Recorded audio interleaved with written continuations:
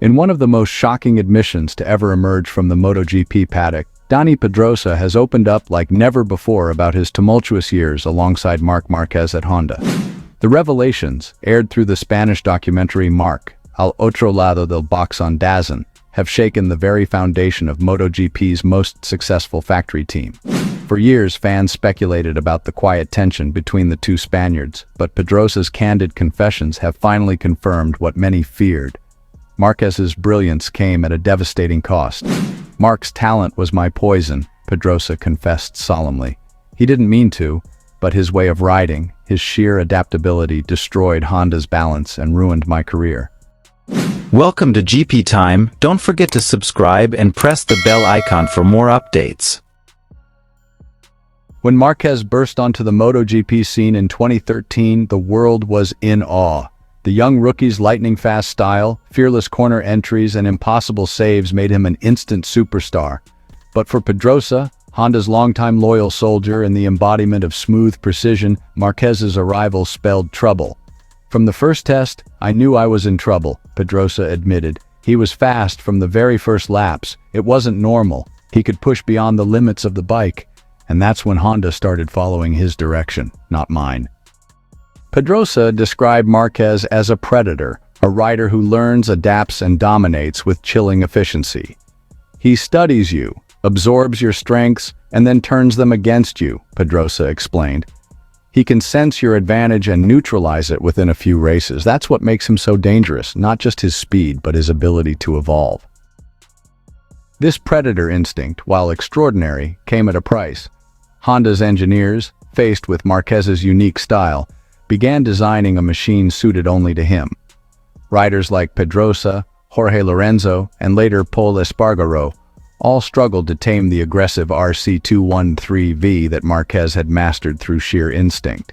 You can change Marc's settings, and he'll still be fast, Pedrosa said.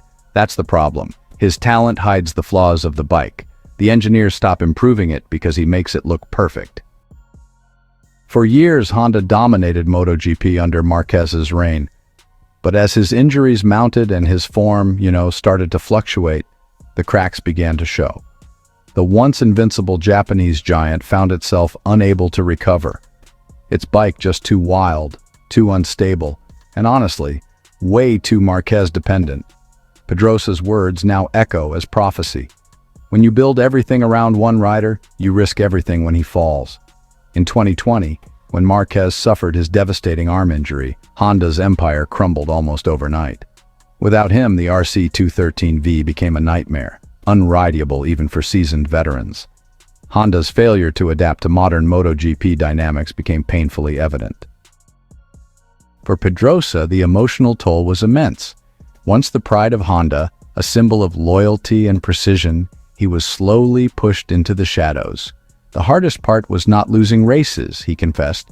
It was watching him take control of the development of the team's direction. Suddenly, I wasn't part of the conversation anymore. Pedrosa's reserved personality and technical approach clashed with Marquez's charisma and flamboyance. Inside the garage, the atmosphere shifted. Energy just gravitated toward the new superstar.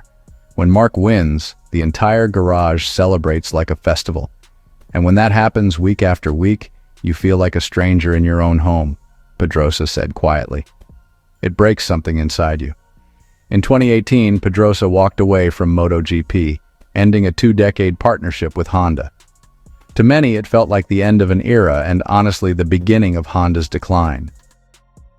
Pedrosa's confession isn't just a reflection. It's a warning for Ducati, the current powerhouse of MotoGP. With Marquez now part of the Bologna-based team, Pedrosa's words strike with eerie relevance. Marc can make any bike go fast, even a tractor, as Bagnaia said. But that's not the point. If a team lets him dominate development, the others will suffer. You end up with a bike only one man can ride. The parallels are chilling.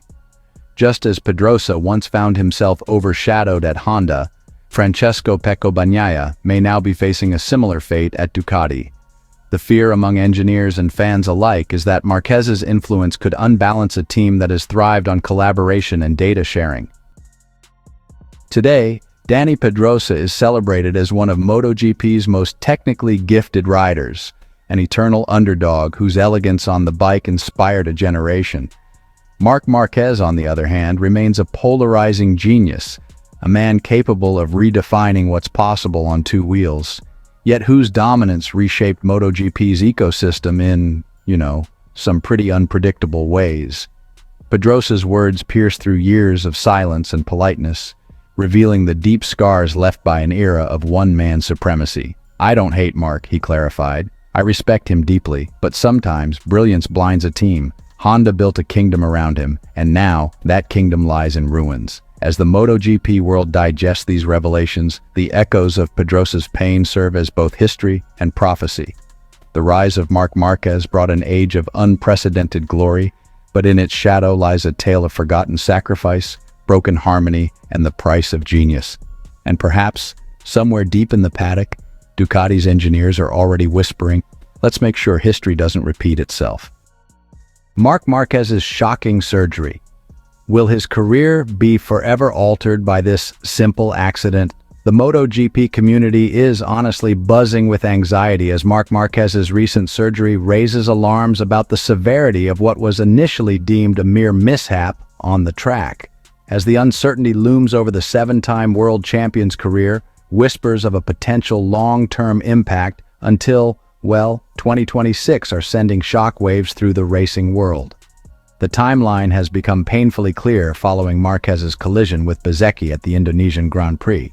Initially opting for conservative treatment, further examinations revealed troubling instability in the coracoid fragment and ligaments, necessitating surgical intervention.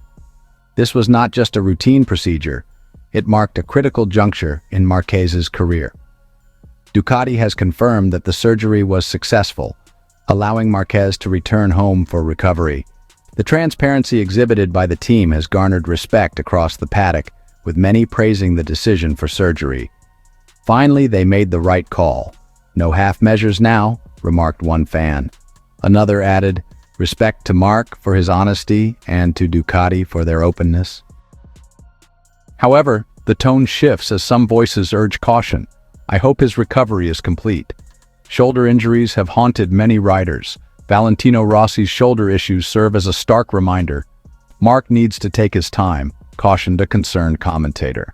The shadow of Rossi's struggles looms large, with many recalling how a similar operation in 2010 impacted his performance throughout the season. As speculations swirl, El Periodico has reported an estimated rehabilitation period of 16 weeks for Marquez. This timeline suggests that not only will he miss the final two races of the season, but he may also be absent from the crucial Valencia tests scheduled for November 17th. Such setbacks would be a devastating blow to both Marquez and the Ducati team, who were hoping for a swifter return. Social media has erupted with mixed reactions as fans rally behind Marquez. "Don't rush it. We don't need him to get hurt again. If the Valencia tests are at risk, so be it. Let him heal completely." This cautious approach is particularly poignant given that Marquez's inner circle has begun to grasp the gravity of his injury, acknowledging that similar cases have led to prolonged absences and diminished performance.